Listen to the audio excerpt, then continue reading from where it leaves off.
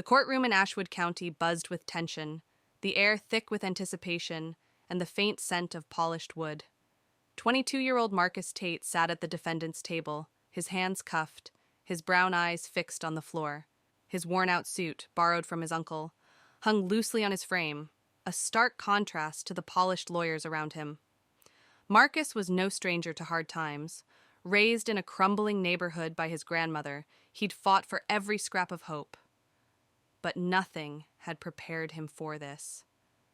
A year ago, Marcus had been a community college student, working nights at a diner to save for a better life. Now, he faced a murder charge for the death of Emily Harper, a wealthy 30-year-old artist, found stabbed in her upscale loft. The evidence was circumstantial, a knife with his fingerprints, a blurry security cam image. But the prosecution had spun a damning story. Marcus's public defender, a frazzled woman named Clara Dunn, had done her best, but the odds were stacked against them.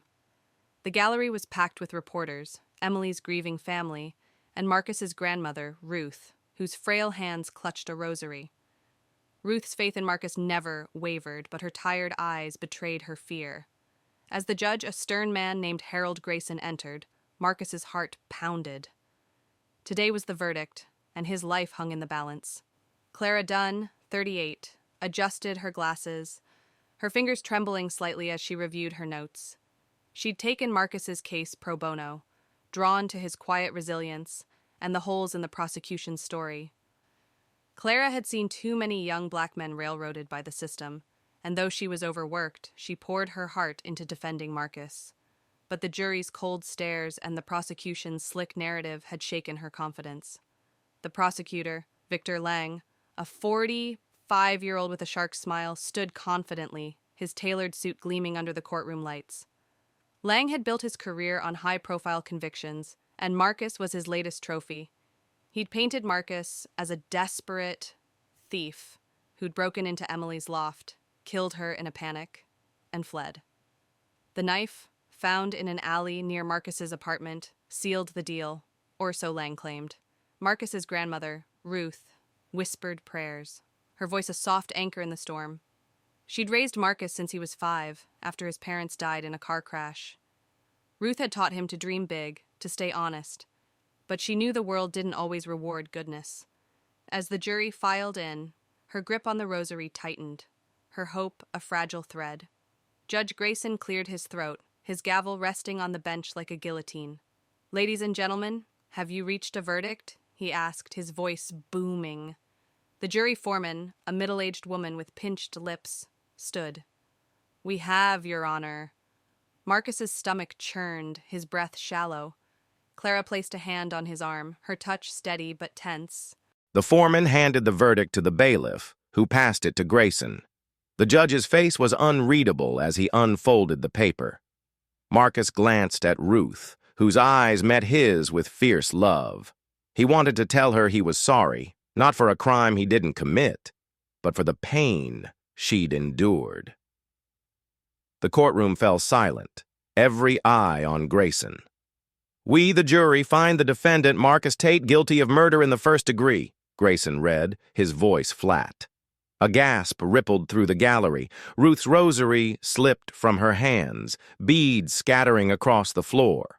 Marcus's world tilted, his ears ringing. Clara's face crumpled, but she whispered, "We'll appeal." "This isn't over."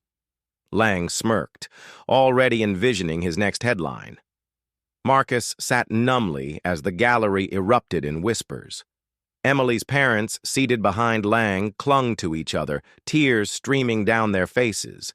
They believed justice had been served, but their grief was raw, unhealed. Marcus understood their pain. He'd lost people too, but their hatred burned him like acid. He'd never even met Emily Harper. Yet here he was, her supposed killer. Clara leaned in, her voice urgent. "Marcus, listen to me. We have grounds for an appeal. The knife was planted. The timeline doesn't add up. I'm not giving up." Marcus nodded, but hope felt distant, like a star he couldn't reach. He thought of his grandmother, of the diner where he'd worked, of the life he'd dreamed of. All gone. In a single word. Guilty. Judge Grayson raised his gavel, preparing to finalize the verdict and set a sentencing date. The courtroom's clock ticked loudly, each second a hammer blow. Marcus closed his eyes, bracing for the gavel's slam. Then, the doors at the back of the courtroom burst open, and a man's voice shouted, "Wait!" Every head turned, stunned. A disheveled man stood in the doorway, his clothes wrinkled, his face slick with sweat. He was in his late 30s with wild eyes and a scruffy beard, clutching a crumpled envelope. "I need to speak to the judge," he yelled, his voice cracking. The bailiff moved to intercept him, but Grayson held up a hand, his brow furrowed. "Who are you and what's this about?" he demanded. The man stumbled forward, ignoring the bailiff's grip. "My name's Ethan Cole. I know who killed Emily Harper. It wasn't him." He pointed at Marcus, his hand shaking. The gallery erupted in gasps and murmurs. Clara's eyes widened, her mind racing. Marcus's heart skipped, a flicker of hope igniting despite his disbelief. Lang shot to his feet, his voice sharp. "Your Honor, this is highly irregular. The verdict's been read." Grayson's eyes narrowed, but he didn't lower his gavel. "Approach, Mr. Cole," he said, his tone cautious. Ethan staggered to the bench, clutching the envelope like a lifeline. Marcus watched, frozen, as the courtroom held its breath. Ethan Cole was a ghost from Emily Harper's past, a former art dealer who'd once been her mentor and lover. He'd vanished from Ashwood a year ago after Emily's murder, his name barely mentioned in the investigation. Now, he stood before the judge, his eyes haunted. "I've been running," he admitted, his voice low. "But I can't let an innocent kid pay for this." He handed the envelope to Grayson, who opened it carefully. Inside were photos, text messages, and a USB drive. Ethan's voice trembled as he explained. "Emily and we were close, but we fought. She was going to expose someone powerful. These show who she was scared of." Clara's mind raced, piecing together the implications.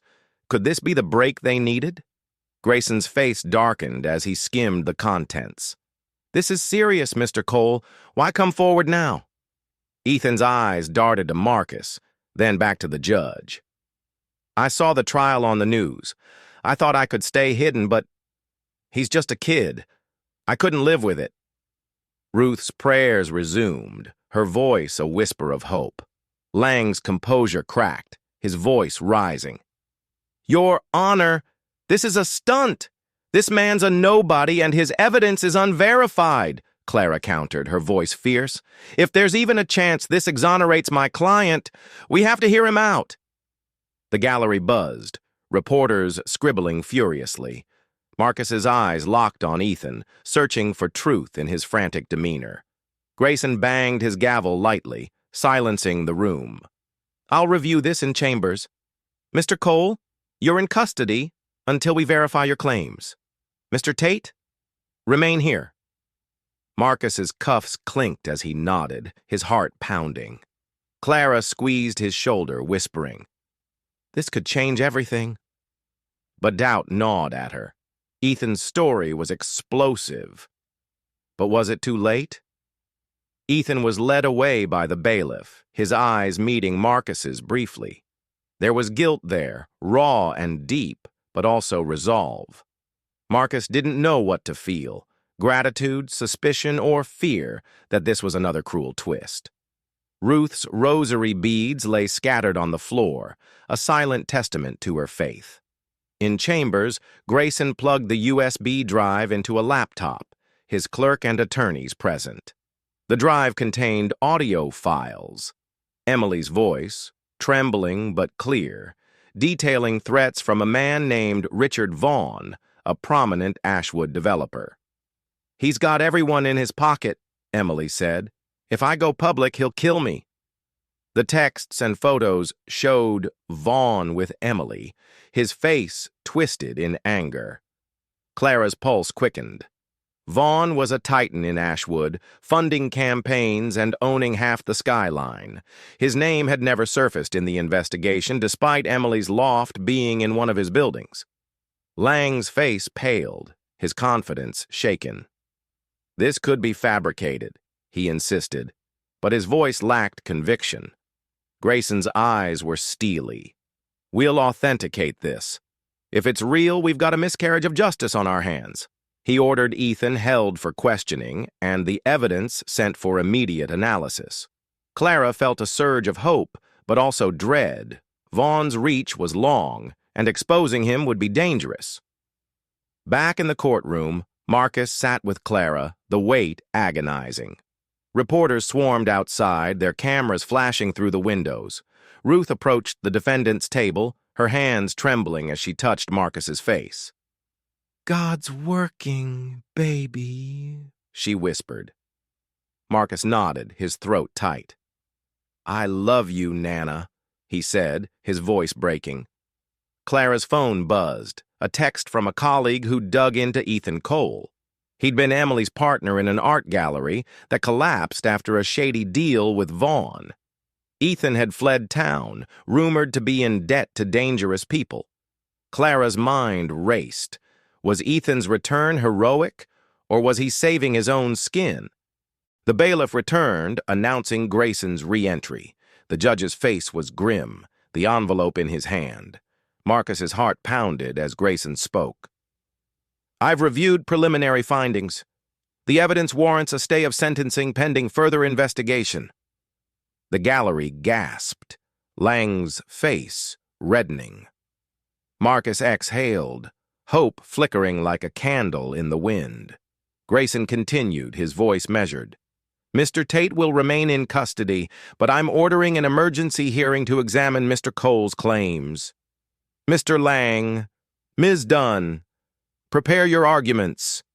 Clara nodded, her mind already racing through strategies. Lang's jaw clenched, his eyes darting to the gallery where Emily's parents looked stunned. Marcus's cuffs felt heavier, but his spirit lifted slightly. He glanced at Ethan, now seated with a deputy, his face a mask of exhaustion. Marcus wanted to believe him, but trust was hard won in his world.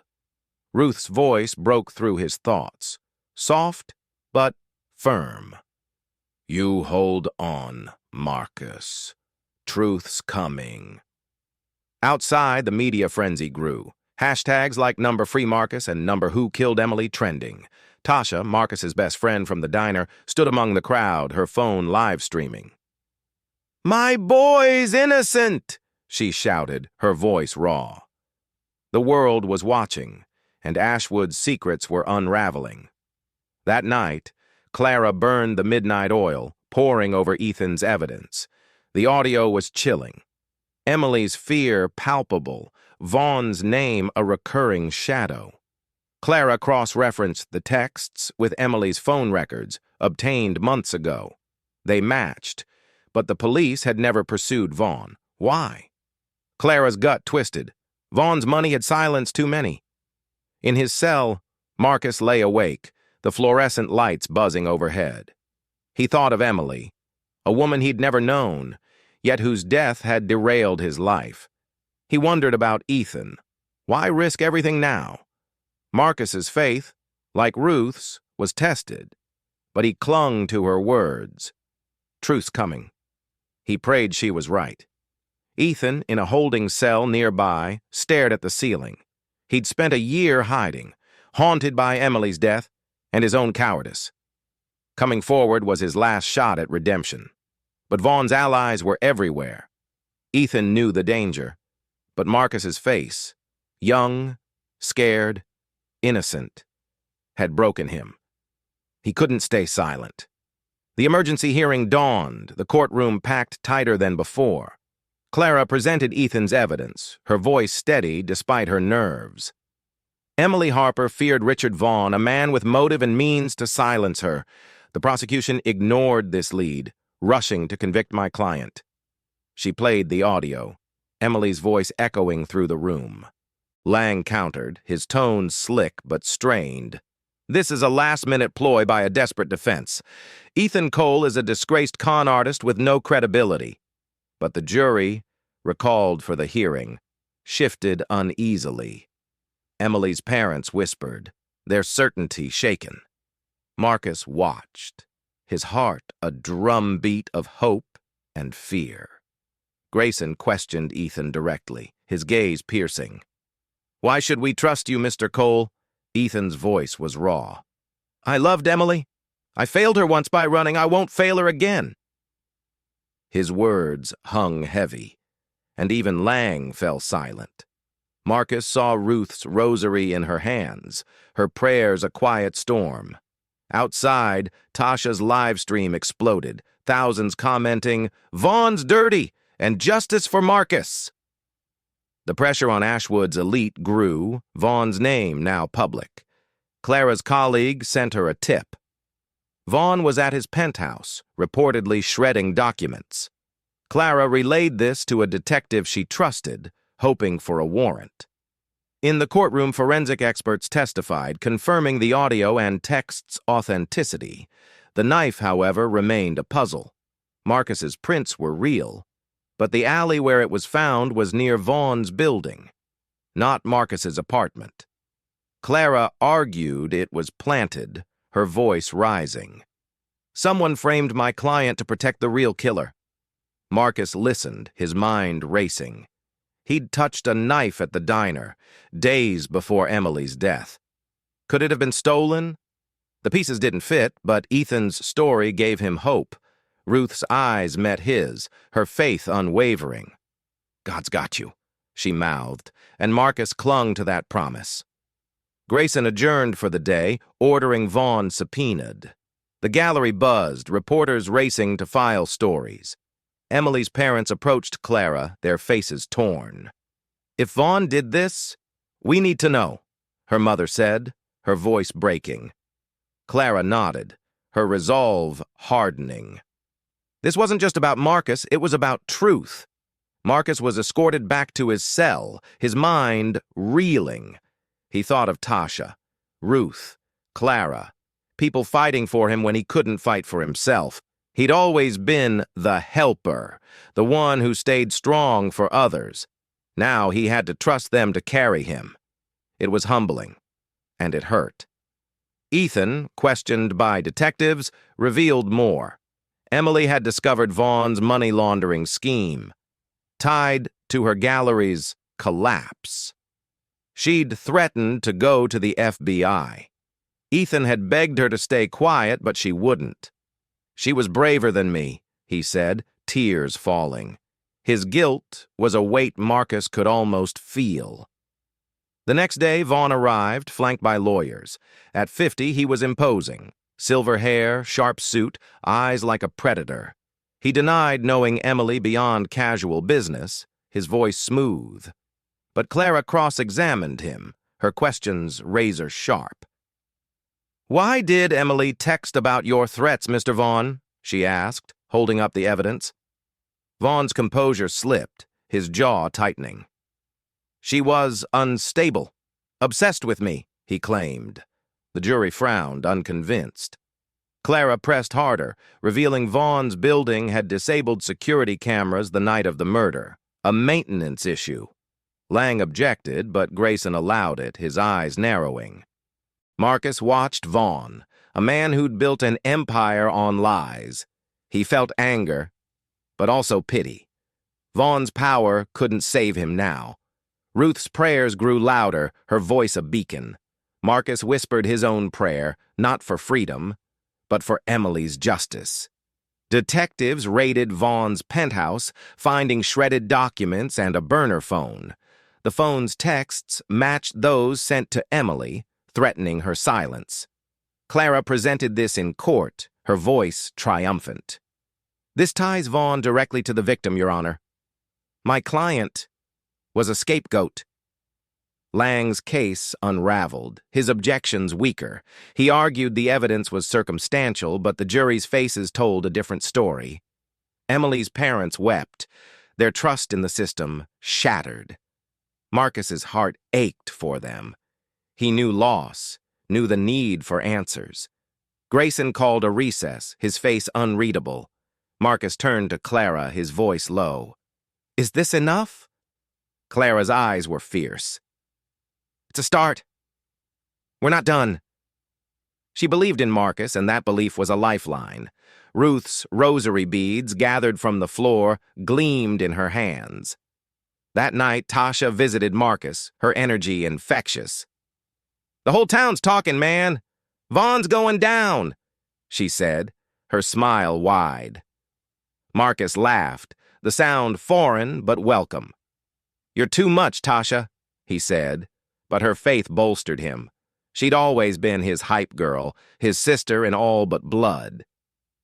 Clara met with Ethan, now under protective custody. He confessed to stealing the knife from the diner, intending to scare Emily into silence. "I didn't kill her," he swore. "Vaughn's guy did. Big dude, scar on his neck?" Clara's pulse raced. She'd seen a man matching that description at Vaughn's office. In his cell, Marcus dreamed of Emily, her face clear for the first time.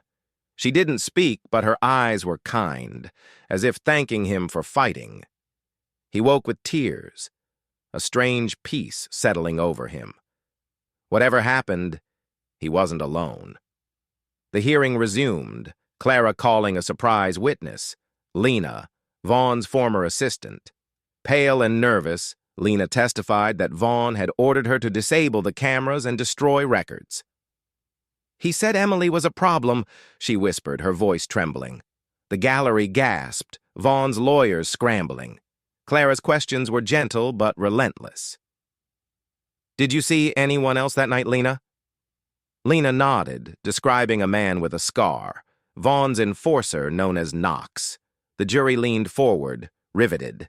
Lang's objections were overruled, his face ashen. Marcus's hope grew, fragile but real. Ruth's prayers filled the silence, her voice a steady hum. Marcus glanced at her, his heart full. She'd raised him to believe in justice, even when it seemed impossible. Now, that belief was being tested and rewarded. Emily's parents watched Lena, their grief mingled with dawning realization. Knox was arrested that afternoon, his scarred neck unmistakable. He refused to talk, but his phone contained photos of Emily's loft, taken hours before her death. Clara presented this, her voice ringing. Richard Vaughn orchestrated this murder, and Marcus Tate was framed to take the fall. Vaughn's lawyers called for a mistrial, but Grayson denied it, his voice firm. "We're getting to the truth, gentlemen." He ordered Vaughn detained, pending charges. The gallery erupted, reporters racing out. Marcus's cuffs felt lighter, his breath easier. Clara hugged him, her eyes shining. "We're close, Marcus." Ethan, watching from the witness room, exhaled. He'd lost Emily, his career, his freedom, but he'd given Marcus a chance. It wasn't redemption, not yet, but it was something. Ruth's rosary gleamed, her prayers answered in ways she hadn't expected. The next day, Grayson vacated Marcus's conviction, citing compelling new evidence. Marcus was released on bond, pending a retrial. The courtroom cheered, Ruth's sobs echoing. Marcus hugged her, his tears falling. "I'm coming home, Nana," he whispered. Clara smiled, her exhaustion forgotten. Vaughn faced charges for murder, conspiracy, and obstruction. Knox cut a deal, implicating Vaughn in exchange for a lighter sentence. Emily's parents issued a public apology to Marcus, their voices broken. "We wanted justice, but we got it wrong," her father said. Marcus nodded, forgiving them silently. Tasha's live stream captured Marcus's release, thousands celebrating online. Justice for Marcus trended globally, alongside Remember Emily. Marcus stepped into the sunlight, Ruth's arm in his, feeling free for the first time in a year. But he knew the fight wasn't over. Marcus returned to the diner, his old co-workers cheering. He worked shifts between court dates, saving for college again. Clara took on Vaughn's case pro bono, determined to see him convicted. She and Marcus grew close, their bond forged in battle. "Your family now," she told him, and he believed her. Ruth's health faltered, the stress of the trial lingering. Marcus cared for her, cooking her favorite meals, reading her Bible verses. "You're my miracle," she said, her voice weak but proud. Marcus's heart swelled. He'd fight for her, as she'd fought for him. Ethan faced charges for tampering with evidence, but testified against Vaughn, his honesty earning leniency. He wrote Marcus a letter, apologizing. "You didn't deserve this," it read. Marcus kept it, a reminder of human flaws and courage. Vaughn's trial was a spectacle, Ashwood's elite exposed. Clara's evidence was airtight, Knox's testimony damning. Vaughn was convicted, sentenced to life. The gallery applauded, Emily's parents weeping. Marcus watched from the back, his presence quiet but powerful. Justice, at last. Marcus visited Emily's grave, leaving a flower. "I'm sorry," he whispered, though he hadn't known her. He felt her story was his now, their lives entwined by tragedy and truth. He vowed to live well, for both of them. Tasha threw Marcus a party, the diner packed with friends. "To Marcus, our hero," she toasted, her eyes shining. He laughed, his heart light. Ruth raised a glass, her smile radiant. Marcus felt home, whole, ready for whatever came next. Clara won a civil suit against the police, securing Marcus a settlement. He used it to fund Ruth's medical care and enroll in college, studying criminal justice. "I want to help kids like me," he told Clara, his voice firm. She nodded, proud. "You will." Marcus spoke at schools, sharing his story. Teens listened, rapt, some tearful. Justice for Marcus became a movement, pushing for reform. Marcus wasn't a leader by choice, but by necessity, and he embraced it. Ruth's prayers followed him, her faith his anchor. Ethan rebuilt his life, working at a community center. He and Marcus met once, their talk awkward but healing. "You saved me," Marcus said. Ethan shook his head. "You saved yourself." They parted as allies, bound by Emily's memory. Ruth passed a year later, peacefully, Marcus at her side. Her rosary rested in his hands, her love in his heart. He grieved deeply, but felt her presence, guiding him. At her funeral, the diner crew, Clara, even Ethan came, honoring her legacy. Marcus's retrial was dismissed, his record expunged. He stood in court, free, Clara beside him. "You're unstoppable," she said, her smile warm. Marcus nodded, his eyes on the future. He'd lost much, but gained more. Purpose, family, truth. Tasha launched a podcast, Truth Seekers, featuring Marcus's story. It went viral, amplifying #JusticeForMarcus. Listeners shared their own fights, building a community. Marcus guest starred, his voice steady. "Keep asking questions," he said. "Truth matters." Marcus graduated college, his diploma a tribute to Ruth. Clara attended, cheering loudest. He landed a job at a nonprofit, advocating for wrongfully convicted youth. His work saved lives, his name a beacon. Marcus Tate meant hope now, not headlines. Emily's parents funded a scholarship in her name. Marcus, its first recipient. They met him, their apology tearful. "You're what she'd have fought for," her mother said. Marcus hugged her, their grief shared, their healing begun. Tasha's podcast grew, Marcus a regular. They laughed like old times, but their mission was serious, exposing injustice, honoring truth. "We're just getting started," Tasha said, and Marcus grinned. "Bet." Marcus visited Ashwood's courthouse, now a place of triumph. He stood where he'd been condemned, feeling the weight lift. Clara joined him, her hair grayer but her fire undimmed. You changed this place, she said. Marcus shook his head. We did. He mentored a teen, Jamal, facing false charges. Marcus saw himself in Jamal's eyes, scared but strong. You'll get through, he promised and meant it. Jamal's case was dropped, Marcus's guidance his lifeline. Ruth's rosary in Marcus's pocket felt warm. Emily's art was displayed in a gallery, her story told alongside Marcus's. Visitors wept, inspired. Marcus attended the opening, feeling her presence. We got him, Emily, he whispered and smiled. Vaughn's empire crumbled, his allies exposed. Ashwood reformed its police, Clara advising. Marcus spoke at the ceremony, his voice clear. Justice isn't a gift, it's a fight. Keep fighting. The crowd roared, his words echoing online. Tasha married Marcus her best man. Their dance was electric, the diner crew cheering. You're my brother, she said, her eyes misty. Marcus hugged her, his heart full. Ruth's spirit danced with them, he was sure. Ethan wrote a book, Coward's Truth, donating proceeds to Marcus's nonprofit. It was a hit, raw and honest. Marcus read it, forgiving Ethan fully. We're all human, he said, and moved on.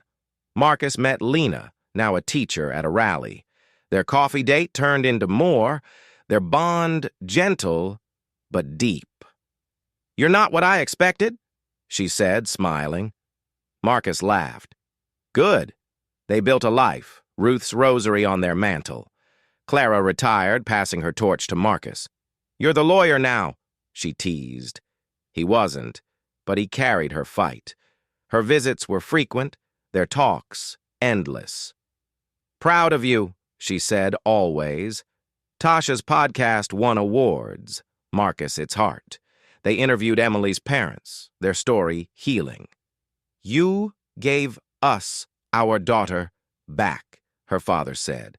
Marcus nodded, his mission clear. Truth, always. Marcus stood at Ruth's grave, her rosary in hand. We did it, Nana, he said, tears falling. He felt her pride, her love. His nonprofit thrived, saving dozens. Jamal, now a lawyer, worked beside him, their impact growing. He visited Emily's grave again, her scholarship now nationwide. Your fight's mine, he said, a flower in hand.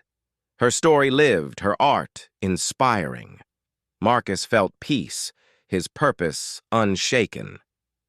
Lena proposed, her ring simple, her love vast. Marcus said yes, Tasha cheering loudest. Their wedding was small, Clara officiating. Ruth's here, Lena whispered, and Marcus knew it was true. Years later, Marcus spoke at a global summit, his voice a beacon. Truth is hard, but it's worth it, he said. Justice for Marcus, a legacy. The crowd stood, his story theirs. Lena, pregnant, smiled from the front, her hand on Ruth's rosary. Clara, retired but fierce, watched online, tears falling. That's my boy, she said, her heart full. Tasha's podcast played his speech, millions listening. Emily's parents sent flowers, their gratitude eternal. Marcus looked out, seeing Ruth, Emily himself, a kid who'd fought and won. This isn't the end, he said, his voice strong. It's the beginning. The gavel of truth had slammed, and the world listened.